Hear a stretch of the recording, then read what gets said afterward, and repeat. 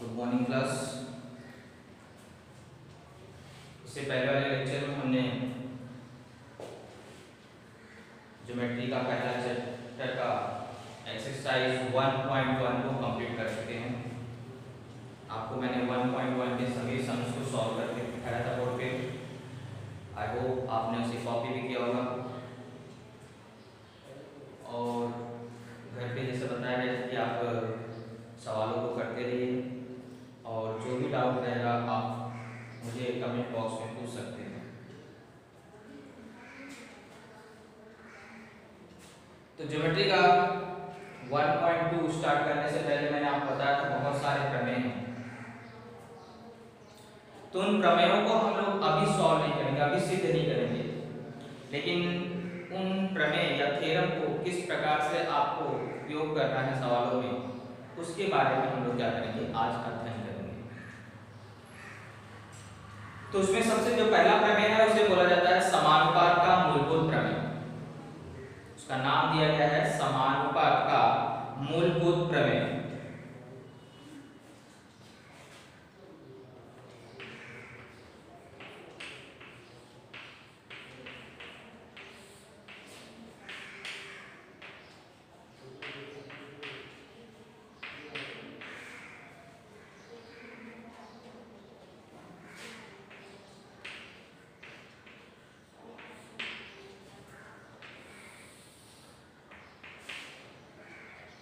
जिसे इंग्लिश में कहा जाता है बेसिक प्रोपोर्शनैलिटी थ्योरम। इंग्लिश में उसे शॉर्ट फॉर्म में बोलते हैं बेसिक प्रोपोर्शनैलिटी थ्योरम, यानी कि बीपीटी, ये शॉर्ट नाम है। और हिंदी में अगर हम लोग शॉर्ट नाम लिखना चाहें तो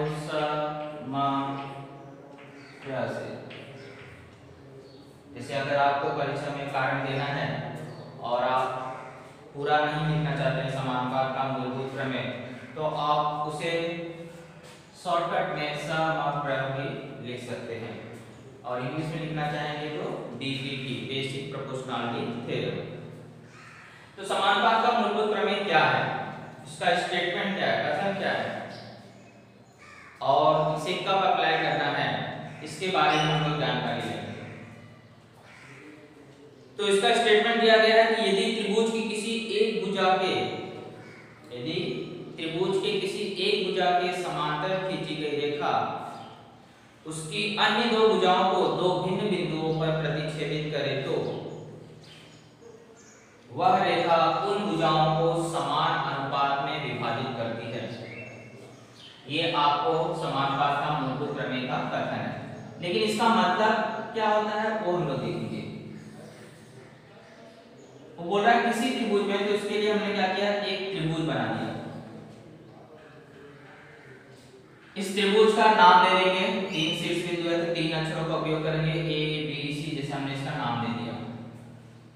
अब आप जानते हैं कि त्रिभुज में तीन भुजाएं होती हैं, भुजा ए बी, भुजा ए सी, भुजा बी सी। इस तरह से त्रिभुज में तीन भुजाएं हैं। अब इन तीनों भुजाओं में से कोई भी एक भुजा के समांतर हमें क्या करना है, एक रेखा खींचना है। कैसी रेखा खींचना है, समांतर, और त्रिभुज की किसी एक भुजा के समांतर होनी चाहिए। तो ऐसी रेखा अगर हम जब खींचते हैं तो जाहिर सी बात है कि उसके अन्य दो भुजाओं को क्या करेगी, अलग अलग बिंदुओं पर, भिन्न भिन्न बिंदुओं पर प्रतिच्छेदित करेगी। तो हम ऐसे एक रेखा खींचते हैं, जैसे मान लीजिए मैं BC के समांतर रेखा खींचने जा रहा हूं। अब BC ऐसी गई है, क्षैतिज गई है, इसका मतलब है इसके समांतर वाली रेखा भी कैसे जाएगी, क्षैतिज जाएगी। तो BC के समांतर में एक ऐसी रेखा खींच रहा हूं जो अन्य भुजाओं को क्या करे, दो भिन्न बिंदुओं पर प्रतिच्छेदित करे। तो मैंने एक रेखा L खींचा है, वह रेखा L की खासियत क्या है, वह BC के समांतर है और भुजा AB को बिंदु P पे प्रतिच्छेदित कर रही है और भुजा AC को बिंदु Q पर प्रतिच्छेदित कर रही है। ऐसा प्रमेय का कहना है। तो प्रमेय क्या बोलता है कि अगर ऐसी घटना घटी कि कोई भी त्रिभुज है और उसके समांतर एक ऐसी रेखा खींची गई जो अन्य दो भुजाओं को क्या कर रही हो, दो भिन्न बिंदुओं पर प्रतिच्छेदित कर रही हो, तो ये जो रेखा है इन भुजाओं को समान अनुपात में विभाजित करेगी। यानी कि ये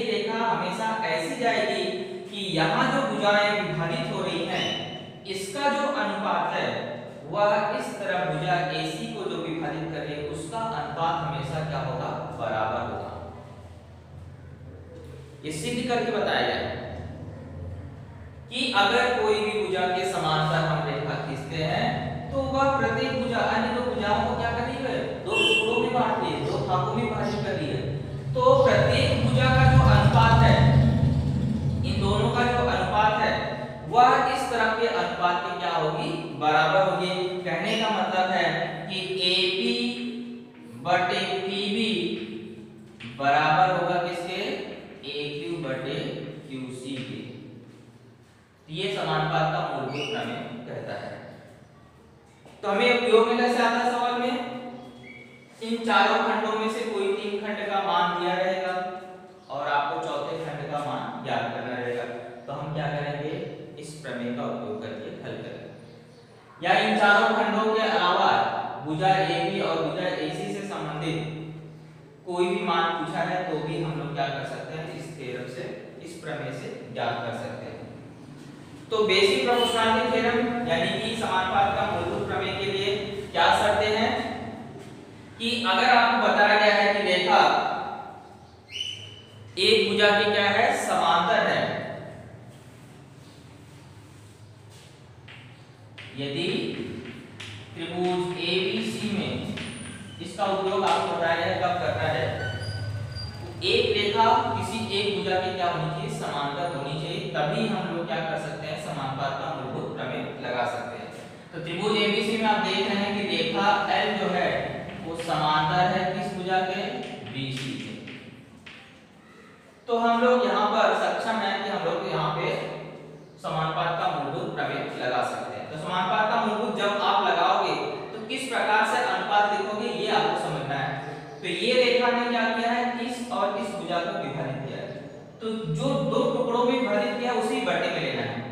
तो जैसे AP बटे यहाँ पे हमने क्या लिया, PB, तो सेम यहाँ पे आप क्या करेंगे, AQ बटे QC लेंगे। तो इसे अगर अप्लाई किया जाएगा कैसे लिखा जाएगा, AP बटे PB बराबर होगा किस तरह से, AQ बटे QC। अब आपको जिस तरह से मान दिया रहेगा प्रश्न में, तो उस तरह से आप इसको क्या करेंगे, मान रखेंगे और दूसरे का मान याद करेंगे।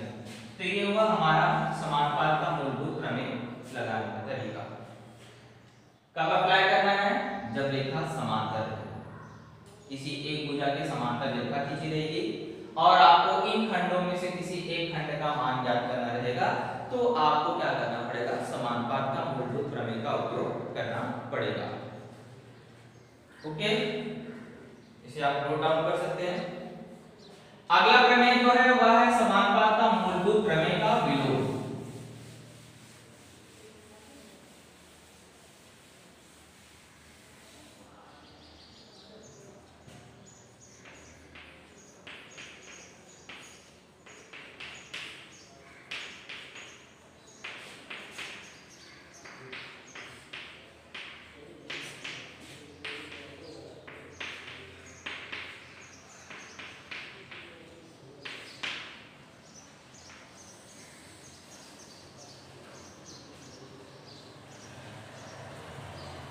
इसे अगर हम लोग हिंदी में शॉर्ट फॉर्म में लिखना चाहे तो समप्रवि,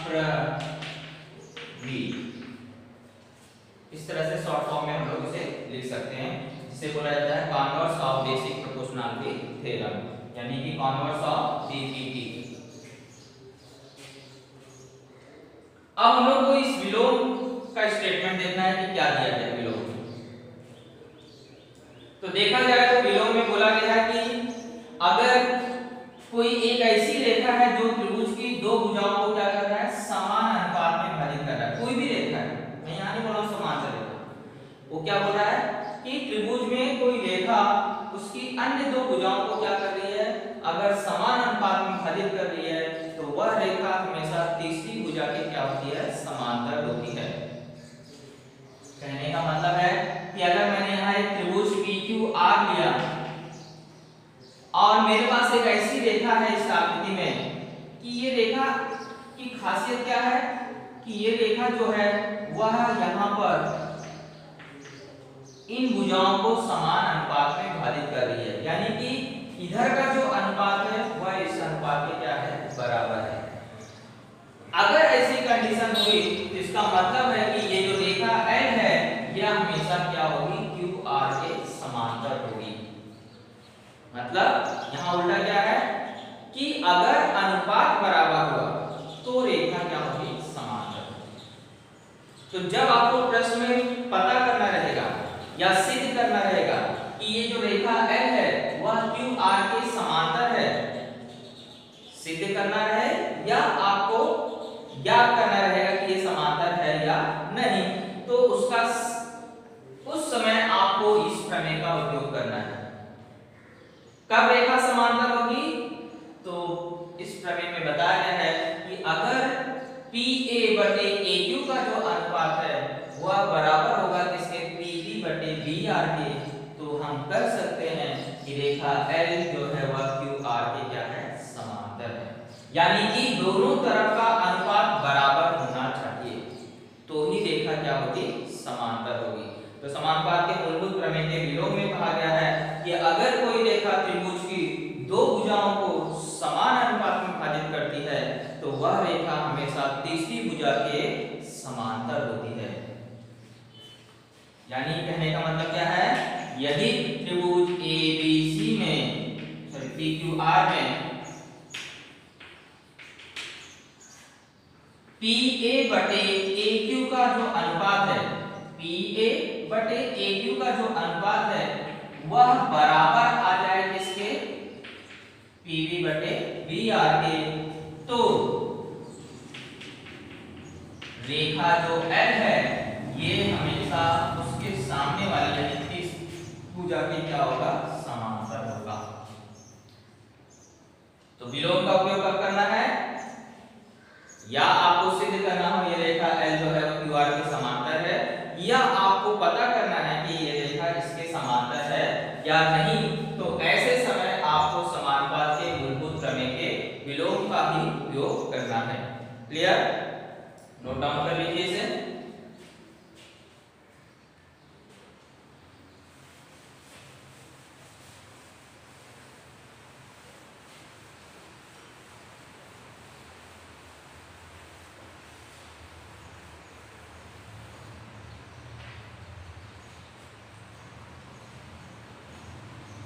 तीसरा हम लोग एक प्रमेय पढ़ते हैं, कोण समद्विभाजक प्रमेय।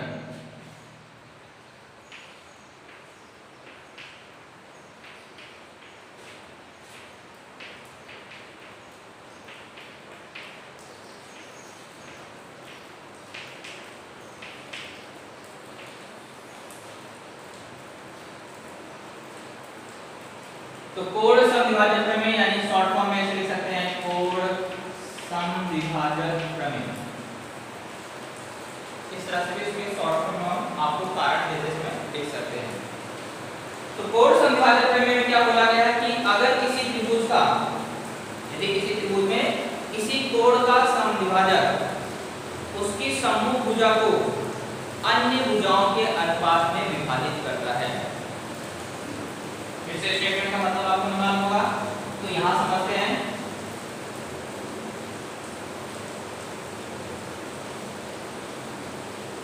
मान लीजिए त्रिभुज है ABC, इसमें अगर किसी कोण का समद्विभाजक खींचते हैं, समद्विभाजक मतलब समझते होंगे, वह किरण जो किसी कोण को दो समान भागों में क्या करती हो, विभाजित करती हो, उसे कोण का क्या कहा जाता है, समद्विभाजक। मान लीजिए मैंने कोण A का समद्विभाजक खींचा, तो ये क्या करेगी, सामने वाली भुजा को कहीं ना कहीं प्रतिच्छेदित करेगी, उसका नाम हमने रख दिया D। समद्विभाजक का मतलब ये दोनों कोणों का माप क्या है, बराबर। तो ऐसे समय वो प्रमेय क्या बोलता है कि ये जो कोण समद्विभाजक है उसकी समूह भुजा को जिस अनुपात में विभाजित करता है उसी अनुपात में उसकी अन्य भुजाओं का भी होगा। यानी कि BD बटे DC का जो अनुपात है वह बराबर होगा किसके, AB बटे AC के। तो कोण समद्विभाजक प्रमेय इस तरह से लगाया जाता है। लेकिन इसके लिए शर्त क्या दिया गया है कि अगर जो त्रिभुज है उसमें एक कोण का समद्विभाजक दिया होना चाहिए। जैसे यहाँ पे किरण AD क्या है, किस कोण को समद्विभाजित कर रही है, BAC।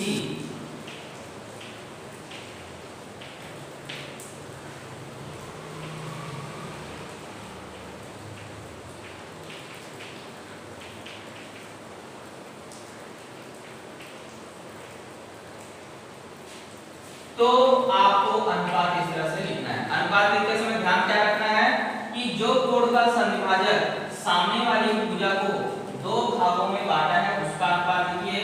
जैसे BD बटे DC हो गया बराबर, अब भुजा में थी कौन, AB और AC, तो कहां से नाम पहले स्टार्ट करोगे, पहले AC लिखोगे कि AB, तो आपने यहां नाम कहां से स्टार्ट किया था, BD से।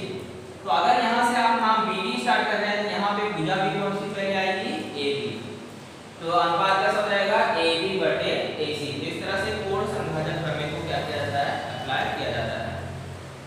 इसमें भी आपको ये जो मान दिए गए हैं इसमें से कुछ मान दिए रहेंगे और कुछ मान याद करने रहेंगे, तो आपको इस प्रमेय का उपयोग करना है।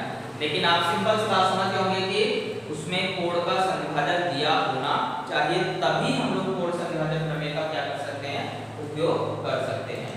तो कोण संविभाजक प्रमेय एक और दूसरी आकृति हम लोग अगर देखना चाहें तो कैसे अप्लाई करेंगे,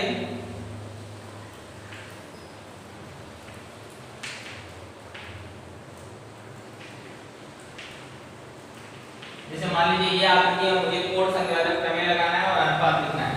तो मैं देख रहा हूँ सामने वाली भुजा कौन सी है जिसमें वो विभाजित हो गई है, उसका नाम क्या है, PS बटे PR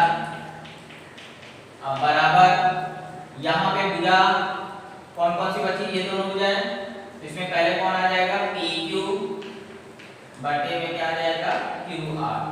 तो इस तरह से कोण संविभाजक अनुपात को या प्रमेय को अप्लाई करके अनुपात लिखा जाता है। क्लियर? तो आज के लिए हम लोग इतना ही पढ़ेंगे। अभी इस पर आधारित सवाल हम लोग क्या करेंगे, नेक्स्ट लेक्चर में पढ़ेंगे। उससे पहले हम लोग कोण संविभाजक प्रमेय का विलोम भी पढ़ेंगे और तीन समांतर रेखा और उसकी तिर्यक रेखा का गुणधर्म पढ़ेंगे। फिर हम लोग क्या करेंगे, 1.2 को स्टार्ट करेंगे। Thank you.